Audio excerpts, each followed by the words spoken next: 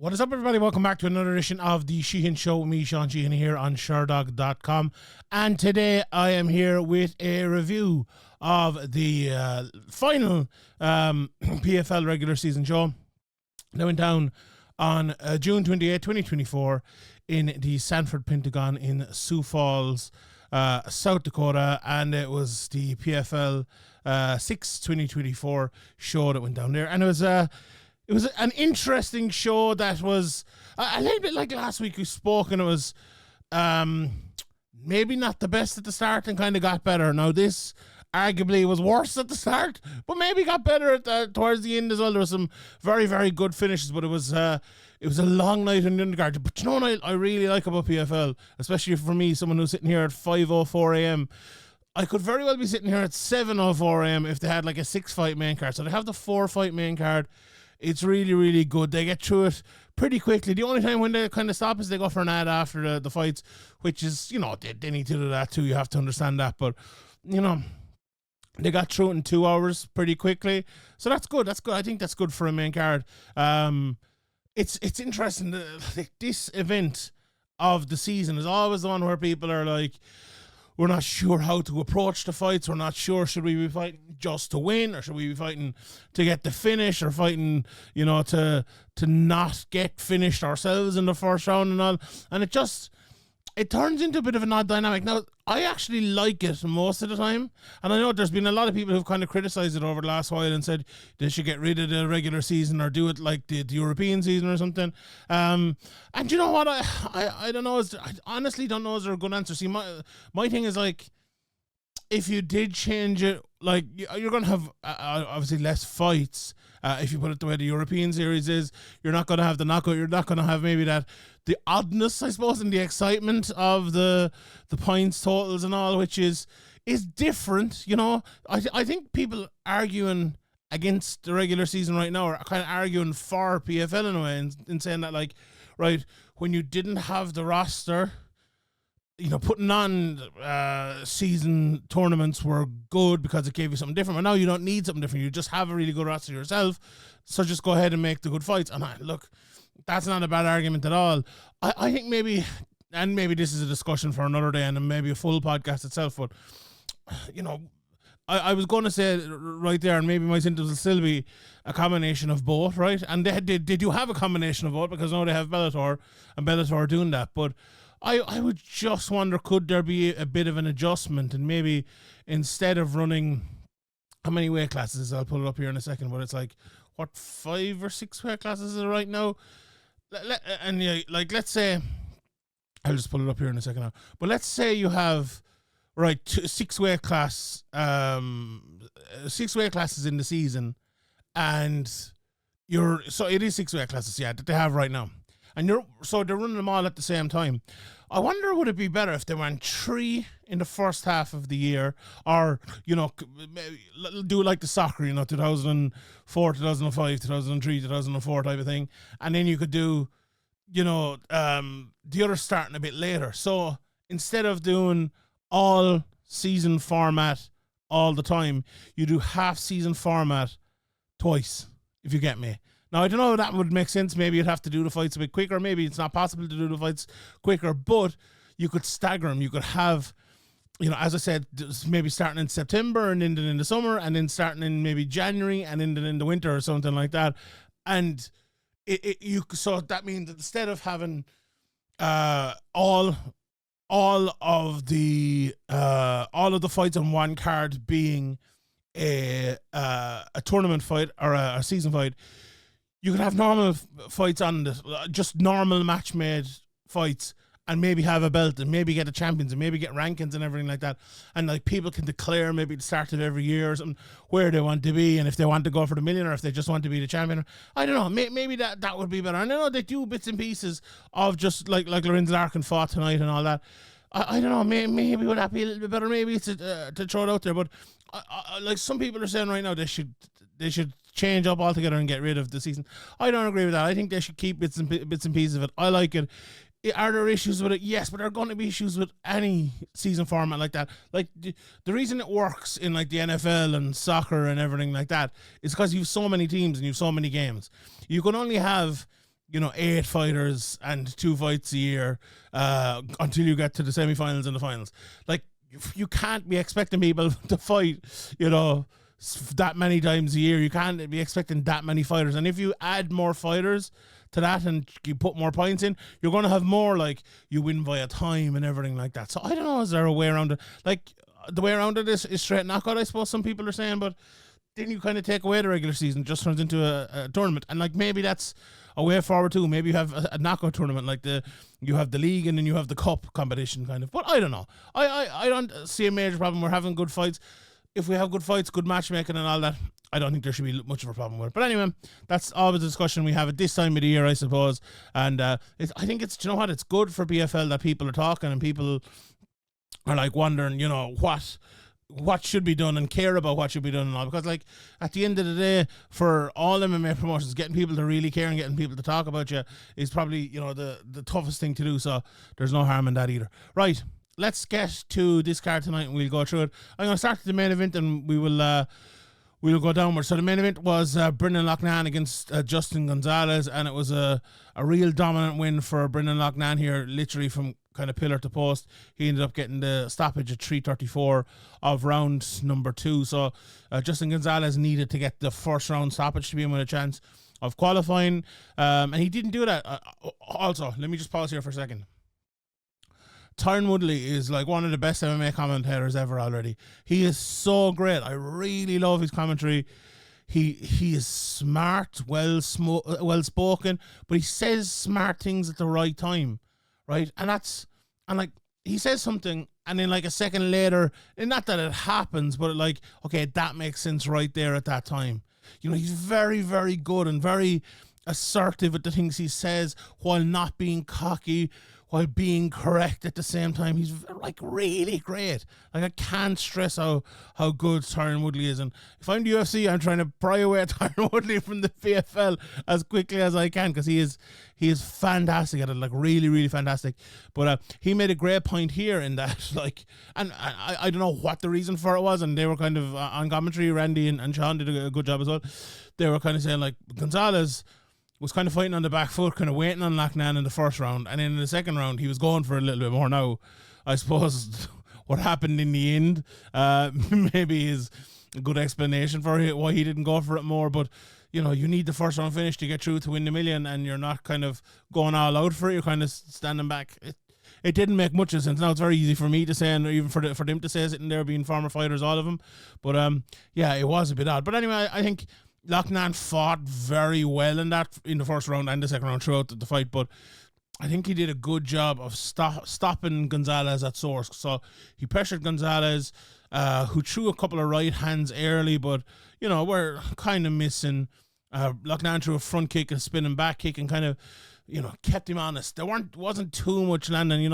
Justin did throw 2 right hands, and they, kind of half landed maybe, but very low output from both of them very, very early. But then Loughnane landed a lovely counter right hand when Justin came forward. And then he landed again, and he put him down on one knee. And then he landed again with the right hand. And I kind of think it was at that point that Gonzalez was like, this I'm going to get knocked out if I really go for it here. And Loughnane was very controlled. He landed the first jab of the round that, well, there probably was one before, that I saw in the last couple of minutes, like in the last couple of seconds maybe even of the first round. Very little happened in the last minute. But in the second round, Loughnane came out jabbing. It was a total different story. And I think maybe that's because Gonzalez was trying to come forward. Maybe that was a plan in round 1 and he didn't need to do it. So that's really smart by Loughnane to be able to adjust things on the fly like that. And he absolutely did. Justin Gonzalez went for the takedown, but he didn't get it and got the fight to the clinch. And then they broke, and Loughnane was doing a lot of stand switching, which, I don't know, with Loughnane, It looks a bit cumbersome to me, but it works for him, so I suppose keep doing it. He was throwing more, it was Justin, as I said, but he was moving forward, but he was already eliminated at this stage. He knew kind of what was coming, and then as he was moving forward, Loughnane kind of again stopped him at source, threw a massive knee and cut him right down the middle of his forehead, slashed him asunder, cut bad. They were let fight for maybe another 5-10 seconds. And I believe it was Jason Herzog. Let me just check that for you. I believe it was on Sherdog.com. Indeed it was. Yeah, he stepped in and he got the doctor to check the cut. And the doctor obviously said, you cannot continue with that. And he did not continue with that. The fight was stopped there. And then it was, at the time I was like, it was hard to see him. And I was like, oh, is that bad enough? And then there was a picture, I think Caboza tweeted out, and it was a really, really, really bad cut. So, yeah, so much for no elbows, so we don't get cuts. It's ridiculous they allow knees and not elbows when you want to not, cuts that happen. I'll never get that one. But, great win for Brendan Loughnane. Literally flawless. Took a couple of punches, no doubt about it. Gonzalez tried his best. But flawless from Brendan Loughnane, and a great win for the Mancunian. Hopefully, the start of many wins for the Manchester United fans over the next while. The next fight in was a very interesting one between Logan Sterling and Luka Piklot. This one went to a decision, but it was probably the most exciting decision on the card. There's lots of really fun grappling and exchanges, and also Logan Sterling got a takedown against the cage to kick off the fight.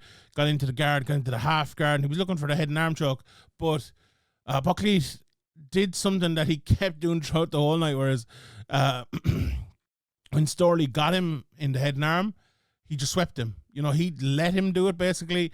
He caught the neck himself, like in a kind of a half guillotine, and tried to sweep him with it. No, he swept him with it once, and we'll talk about what happened after that. But okay, he swept him, got on his back, went to the rear naked choke, got it, but kind of adjusted to kind of, I'm not sure what it was, because Luka Piklot has very odd submissions and does very odd things. So it was like an adjusted rear naked choke, you would call it, maybe.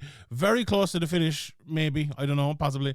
But Sterling got out and he got on top. He went into side control, then to avoid the choke, because when he was into half guard and looking for the head and arm, which Piklot was kind of giving up, Sterling found himself in a bad position there. He didn't want the head and arm anymore, so he moved to side control to maybe try to get the head and arm from that position, but again, he just abandoned it. Then he went back to half guard, just for some, for some pressure and for some, control. Piklot was attacking again, went for the head and arm again. Piklot again was close, but he got out after the head and arm try again, got on top in the north-south kind of position, and Piklot kind of punched into mount, but Sterling escaped late on. Big John gave the round to Piklot. I wouldn't necessarily disagree. Very, very close one though. Piklot was landing from range in the second, but Sterling took him down handy, and the exact same thing happened in the third. But in the second, a head and arm again, but Luka almost got out. But the difference in this round was Sterling was way heavier on top. When he went for the head and arm, he kind of just laid on top of him and got chest to chest, and very much made it hard for Piklot to sweep him. So he wasn't trying to get the head and arm. I don't think he was just trying to control from that position, and was smart. He got into half guard in, and there was some ground and pound for him, a lot of shoulder pressure. Almost got the triangle. Did Piklot? He almost got on the triangle, not almost got it, but he didn't. And Logan just in half guard for ages in the second round. Again, Piklot landing those rain strikes in the third. Sterling got to the clinch. Luka got the headlock submission, and this was very, very close. I thought it was a kind of a bulldog headlock, choke, neck crank type of thing. I don't know what it was. Piklot is mad. But Sterling got out, got his back. Big ground and pound for Logan. He got very in, he got towards the mount, he got his back to the mount and landed some good ground and pound, and ended up getting the win and the unanimous decision there. So he doesn't manage to get to the next round, either of them, but a good win in his home town or state or whatever it is. So good stuff there. The next fight in was a very, very good win for Magomed Maladov against Brendan Ward, who retired afterwards. It's not the first time he's retired, I believe, so we might see him again. But look, Brendan Ward's been a very fun fighter down through the years, a Bellator stalwart, and I suppose the dark days of the Bjorn Rebney era, he was a bit of light, that came from that, and it was always fun to watch. As a kind of an Irish American as well. It was, he was a very proud Irish American, so that's always nice to see from this side of that divide. So good stuff from Brennan Ward, but it wasn't his night, obviously, on Friday night. Very slow start from both of them. Ward was putting on good pressure. He actually fought well, did Brennan? I must say, it was as well as he could against such a good opponent. Let's put it that way. He put on the pressure. Magomed was looking for counters, which isn't really his game. Maybe we'll have to adjust our thinking a little bit of Magomed. But he was landing a couple of left hook counters, and they were very nice. Ward hit him. He hit him hard though. Actually, Brennan hit him with a lovely, I think it was a right hand, yeah. But from the right hand, Magomed took him down. And it was big issues from there. He couldn't pass the guard of Ward for a while though, who had the butterfly hooks on. He turned his back to stand up, and he got up, and it was a great job. But he got a takedown again. Did Magomedov into half guard, put on the anaconda choke, and that was all she wrote. Got the anaconda choke finish in the first round at 3:43. So he moves on. We'll talk about who's meeting who in the semifinals at the end of the show today. Then we had Gabriel Braga, who finished Bubba Jenkins in the second round. Missed weight yesterday, but he gets the win anyway. The fight opened up with Bubba landing some strikes and then going for a takedown. Didn't get the takedown, went to a clinch. I thought Braga threw a few elbows there. Now, I might be wrong. I couldn't rewind at the time, and this DAZN app. Oh my God! Don't get me started on this DAZN app. But anyway, I thought he threw elbows in the clinch. And now maybe I was seeing things. Maybe they were forearms, or maybe they were wrists or something like that. But anyway, Bubba got the takedown, but he got back to a knee. Did Braga? Happened again, back to a knee again. Then he kind of just held him against the cage for ages, punching the thigh. How is this not stood up? I'll never know. I'm watching this fight and there, it's 3:30 in the morning, and you're watching a lad literally punch another lad's thigh. Oh my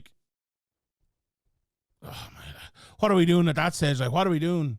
What are we doing at that stage? Like, stand them the fuck up. Like, come on.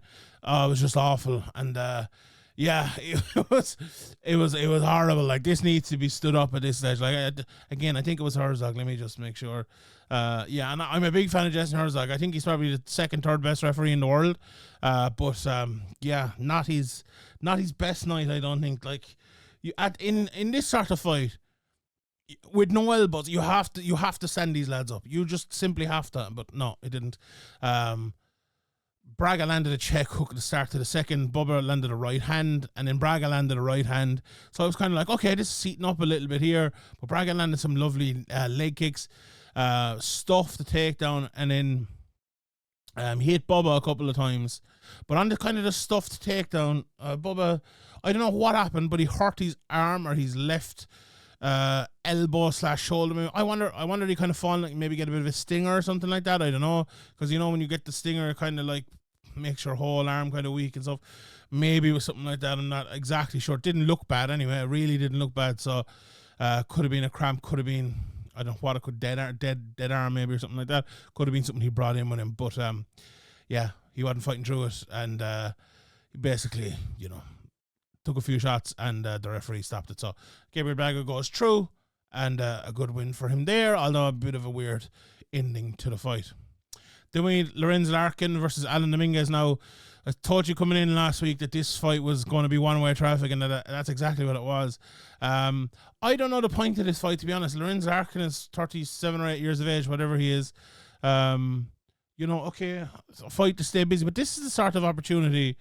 Magomed Karamov is not in the thing this year. So he put him in there with Magomed Karamov, or put him in there with Ray Cooper or something like that. Give him a good matchup here. But yeah, like, Alan Dominguez is not a bad fighter. Look, there's no joke at all. If you put him in there, with Luca Pucklet, or you put him in there with some of the other people in that division, it'd be a good fight, right? But Lorenz Larkin is a very, very, very good fighter and has been for a long time. And I don't know. This is the sort of fight I don't like for a guy at that stage of his career. But anyway, look, he went in there and he got the job done. And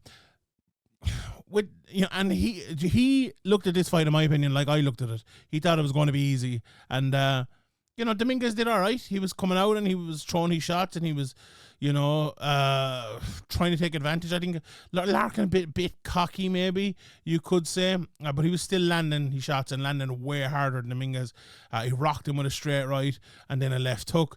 Dominguez went a bit defensive then, and you absolutely couldn't blame him. But then he got a takedown, which was absolutely lovely.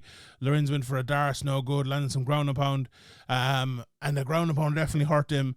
Dominguez went to all fours against the cage, few knees to the body, and he stopped him against the cage and finished him pretty comprehensively at 4:46 of round number 1. I wonder next year will Lorenz be in it? I know, and I know I'm a bit critical there of it, but I know it's probably tough to get maybe opponents to take a one-fight deal, or without the promise of maybe being in a tournament or whatever. But these things happen in MMA as well, and I would have rather the more meaningful and a better fight. Like PFL is all about having, all meaningful fights, all matters. And it just felt like that one kind of missed the mark a little bit for me. Dinwiddie won the exact opposite of that. Unbelievable matchmaking. Shamil Musayev against Murad Ramazanov. And I'll tell you what, this ended at 151 of round number 2 with Shamil Musayev winning. And he made Murad Ramazanov look ordinary here. I'm a big fan of Ramazanov. I picked him coming in, I believe, last week. But Musayev showed he's on a complete other level. Like Ramazanov's very, very good. There's no doubt about it. But he could not get a takedown. That was the first round, very, very average. Nothing really happened. Just Ramazanov failing on takedown after takedown, getting into clinch, failing on takedowns again. Musayev trying to push forward, can't. Very lackluster round. The second, though, Ramazanov rushed and he got a double against the cage, but Musayev got up. And when he got that double, and when he got up, it was like, oh, this is trouble here. And it was almost straight after that, Musayev landed a massive left hook, nearly took his head off. Landed a couple of shots after that, and the referee stopped it. But Ramazanov was not looking good on the feet, was not looking good on the ground. And I know they were kind of saying in commentary a little bit that Musayev was going to be a far better striker, and absolutely no doubt about it. But it's not that Ramazanov's a bad striker. I've seen him fighting, and he can absolutely strike. And it's more of like I'm gonna pressure you and walk you down type of striking. But he can strike. But Musayev, different level. He's without a shadow of a doubt one of the top guys in the world at that weight class. There's no doubt about that at all. An absolutely brilliant win for him there, and we'll get to what's next for both of them in a minute. Then we had Timur Khizriev against Enrique Barzola, which was actually I have a few of these upside down, so we'll get to them in the order I have them, just in case I miss out on any. But that went to a decision and was won by Timur Khizriev. And it was pretty one-sided, you would say. Barzola came out quick, but quickly slowed when Timur landed a few hard shots. The jab was a big issue for Barzola, who was eating a lot of leg kicks and uppercuts in the fight as well. He was attacking in blasts, but every time he attacked, he knew that Timur's counters were coming, and when the counters did come, it kind of stopped him from attacking again. In the last 80 seconds or so of round 1, Barzola was very brave and he landed some shots himself, but no doubt Timur won that. He also won the second round. He landed loads of jabs and he hurt Barzola with a left hook and a body kick at one stage. Barzola was circling more here now, but he had another left hook which was very big and he got caught. I think it was by that left hook. Timur got a takedown, but he got up immediately, landed some leg kicks. And Barzola was trying hard, but just getting picked off here. Early takedown for Valaev or for Khizriev even in the third round. He was on top for the first half of the round, and he just jabbed him asunder after that. Another takedown for the last 2 minutes. But this is one of those fights where both of them kind of knew who was winning, and at that stage, and it ended like that. Then we have Goyori Yamauchi versus Andrei Karashkov. This one, I told you in the betting show last week, I couldn't believe Karashkov was plus 120, and I think he showed that it was a closer fight than I was expecting, to be honest, but still, I think Karashkov he dominated most of it, especially the second round, but the first round, Goyori Yamauchi was knocked down hard inside 30 seconds. I don't believe, I must look at the cards again, but I believe the judges didn't give him this round. They actually gave him the third. Now, I was the other way around in it, but still, at the same time, they were close enough rounds. Coyote was throwing a few head kicks, but he was off on him. He rushed in, and I was very surprised he did get a takedown with a body lock. Koreshkov did get back up, but Coyote tried to jump on the back, and he did get it. He eventually pulled him down, got the body triangle, was going for a rear naked choke late, but no good. Koreshkov lands more punches late, but yeah, like could have gone. I actually did give it to Koreshkov. Yeah, I'm mistaken there. So yeah, it was. Or no, I said that. Sorry. Yeah, it was a Koreshkov round in my opinion. 10-8 Koreshkov round in the second. He was smashing him with his hands early, landed a huge knee and then a massive uppercut that ended in a knockdown.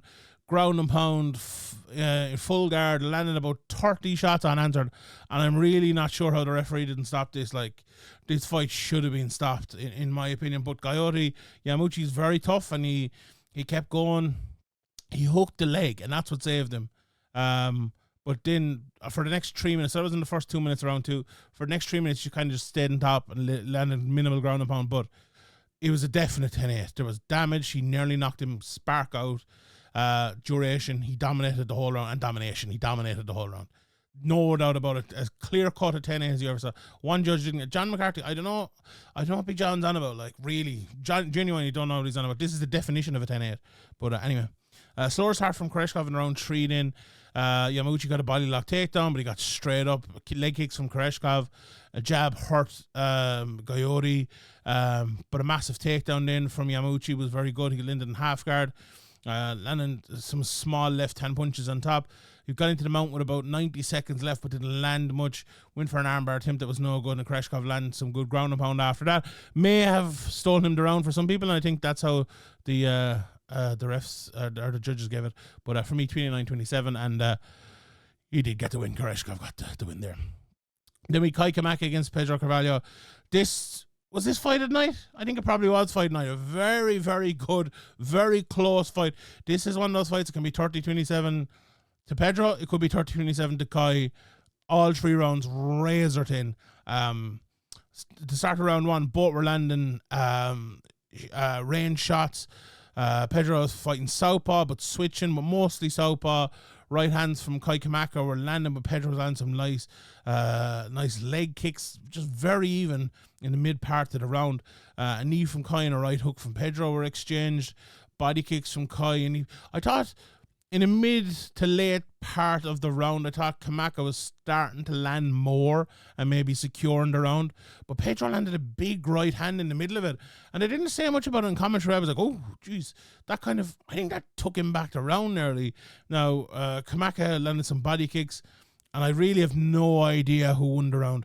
The only round I felt strongly about was the third, to be honest. We'll get to that in a second. But the second, Pedro was throwing lots of shots, I think up the output again in the second round. Kai landed a lovely knee to the body, and his right hand was landing too. Kai went for a takedown and got to the right position, but was up against the cage. He went for a takedown again against the clinch, but it got back to the clinch and they broke out. Pedro landed a lovely combination then, but Kai kind of rocked him with a right hand. Again, Pedro right back up. He didn't go down, but he right back to fight and landed some leg kicks. A lovely combination, ending in a head kick from Pedro as well, and he kind of hit him with a right hand, so he kind of got that back as well, where he kind of, both of them got rocked a little bit. There was a clinch for the last 30 seconds. Who knows in that round? Who knows, really? I thought Pedro did win the third, though. Kai landed a hard right hand to start it off and then a jab, but Pedro landed back again with some leg kicks. Pedro landed a lovely body and head kick, and then Kai answered back with a similar body kick again. Kai was landing more here in the third with some combos inside, but Pedro went for the takedown. That wasn't any good, but it kind of changed the fight a little bit, I think. There were kind of a little bit of tired exchanges, and I think that Pedro kind of came through that a little bit better. He went for a takedown attempt, got into the clinch. Pedro got on the back then against the cage, but Kai turned and he broke. Pedro landed a lovely left hook into a takedown attempt. Pedro went for a guillotine. It was no good. But Kai fell down in an exchange at one stage. I'm still not sure if it was a knockdown or he just kind of fell down. Pedro got on top with some ground and pound, and I think that was that last, the possible knockdown and then the ground and pound in the end. I think I think that was enough to take the round for Pedro. Very close. Very close. Kai Kamaki ended up winning it though. He won the unanimous decision. I think it was 29-28, 29-28, 30-27. And you can't argue with any of those cards, no doubt about that. But very, very good fight and a very close fight. Then we Don Madge against Neiman Gracie. This one was not so much. This wasn't a great fight. I'll be honest, and neither was. So the first two fights not great. We'll just run through it quickly here. Gracie landed 2 right hands early. His striking actually probably looked better than it normally does. Madge was landing a series of jabs from southpaw, but Gracie single worked. And I couldn't believe it. Like a single leg for Gracie is going to work. I'm like, no way. But it did. Madge went for the heel hook, but Gracie got on top. The butterfly hooks were keeping him off, but Madge got up after about a minute into the clinch. And they were exchanging punches, and as I said, Gracie looked good, but Madge maybe looked a little bit more powerful. Gracie got an easy takedown and into half guard then. He stood up and he landed a big punch down on top of Madge. Jumped the knee bar late as well, so that was a 10-9 Gracie round, no doubt about it. Madge stuffed the clinches to start the second round, and you're thinking, okay, maybe he's going to get his striking going here. Like, Gracie was looking a bit open with striking, although his offensive striking wasn't looking bad at all. But it didn't work out that way. Both landed some punches. Madge was working the body, Gracie was landing a couple of jabs, and Madge landed a right hand, but then Gracie got an easy takedown with a single leg. Got into half guard, but he was kind of moving around positions and landing some shots for extended minutes here. Madge got up eventually, and he got a takedown with about 45 seconds left. Neiman tied him up though, didn't land much, so it was 2-0 Gracie there, no doubt about it. Madge was more aggressive in the third, but was no good. Gracie, there was a takedown attempt. Gracie kicked the cup and was taken away from him. Gracie got a quick takedown again after that, though, into guard. Stayed there for minutes. Madge scrambled out eventually and stays on a single leg for ages. Like, you need to win this fight, but it didn't work out that way. Eventually, he got to the clinch, but Gracie pulled him down and finished on top. So 3-0 for me for Neiman Gracie, and the judges agreed and gave him the unanimous decision win then. And the same could be said for Tyler Diamond, who beat Brett Johns in another, you wouldn't call it a classic. Johns got an immediate takedown, but Diamond landed on top. John held a single and got on top, but Diamond used a headlock to reverse the reverse, let's say like that. But Johns never stopped fighting. He was kind of slapping the ears from the bottom, but Diamond kept the top position, landed some good ground and pound, got out in the last minute and created some transitions, but nothing really landed. Diamond round there. They exchanged a few shots early in the second. Diamond landed a right hand, but Johns landed a good leg kick, got a takedown to Johns, but Diamond hopped up. Johns landed a trip against the cage and took the back with 2 hooks, but Johns made a mistake.